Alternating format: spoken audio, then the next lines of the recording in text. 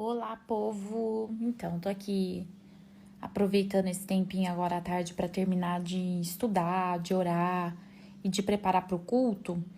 E eu estava lendo um texto aqui que eu quero dividir uma coisa com você. Está em Marcos capítulo 8 e está nos versículos 14 ao versículo 21. Depois você abre lá a sua Bíblia para ler. É um texto que parece que Jesus não está falando nada, mas ele está falando.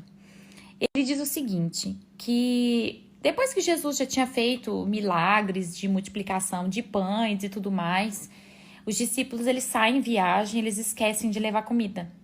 E eles começam a brigar porque eles tinham esquecido de levar comida. E Jesus faz um comentário no meio dessa discussão deles, falando que eles tinham que prestar atenção no fermento dos fariseus e de Herodes.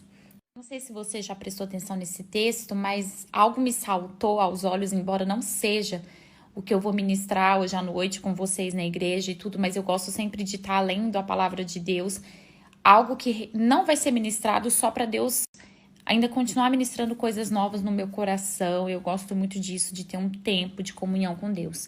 E esse texto saltou aos meus olhos quando o Senhor falava assim, vocês não estão percebendo que a preocupação de vocês não tem que ser o pão?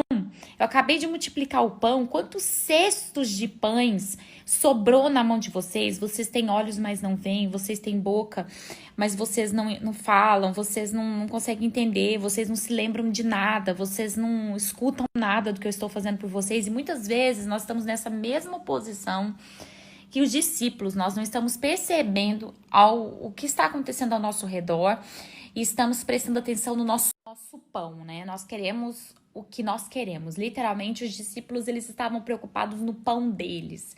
Eles estavam preocupados em como eles iriam se satisfazer, em que coisas eles precisariam fazer para se satisfazer. E Jesus estava dizendo assim, o que vocês precisam, eu já provei para vocês que eu dou e sobra. Mas vocês não prestam atenção nas coisas que vocês deveriam prestar atenção. E aqui eu gostaria de dar uma reflexão para nós aqui. Muitas vezes nós estamos fechando negócios e fazendo alianças e tantas outras coisas na nossa vida, e sonhos e projetos e tudo mais, e nós não prestamos atenção no que realmente precisamos prestar atenção. Nós estamos mais prestando atenção no que o pão, o que vai me suprir, o que vai me satisfazer, o que vai suprir a minha vida, a minha necessidade. A gente já falou sobre isso, que isso é um perigo. E não estamos prestando atenção na direção de Deus. Deus estava falando, cuidado com o fermento desse povo. Nós vamos chegar num lugar, eles iam chegar, né, nesse lugar, e Jesus estava dando uma orientação. Cuidado com as pessoas, cuidado com o que as pessoas vão te oferecer, cuidado com as palavras, cuidado com o pensamento, cuidado com o ambiente, porque essas pessoas, elas podem roubar de vocês o que há de melhor. Quando Deus fala sobre fermento, ele está falando sobre modificação. Ele está falando sobre uma palavra, sobre um sentimento, sobre uma intenção, sobre todas as outras coisas, motivações e tudo mais, que podem alterar a nossa substância, a nossa forma. Que é exatamente isso que o fermento faz, ele altera, né, a forma.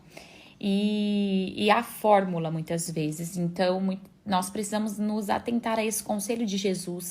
Cuidado com o fermento das pessoas, porque às vezes você vê nelas pão e não vê a quantidade de fermento que há nelas, o quanto elas podem alterar todo o propósito de Deus para sua vida.